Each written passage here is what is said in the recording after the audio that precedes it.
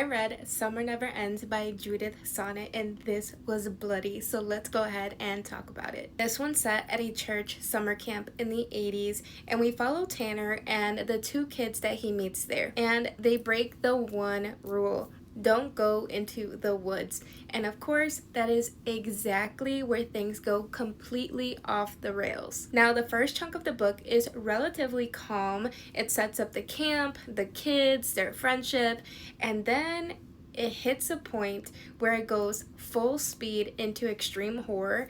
Once it starts, it does not stop. It's brutal, super gory, and yeah, the violence involves kids, so definitely check trigger warnings before diving in. Now, I was expecting a heavier focus on religious horror, or maybe something even more culty or supernatural, especially since it does take place at a church summer camp, but it ended up being more of a classic slasher, just way more intense, and I'm not mad at it because I love a slasher. It has abandoned cabins, forbidden woods, and that nostalgic VHS horror movie feel. Judith Sonnet keeps it tight and fast paced, which works really well here, and it's definitely not for the faint of heart. But if you're into extreme horror or summer slashers with a lot of blood and chaos, this one delivers, and it definitely lived up to that title. That summer felt eternal in the most horrifying way. So I highly recommend that you add this to your TBR. If you've read it, I would love to know your thoughts, and as always,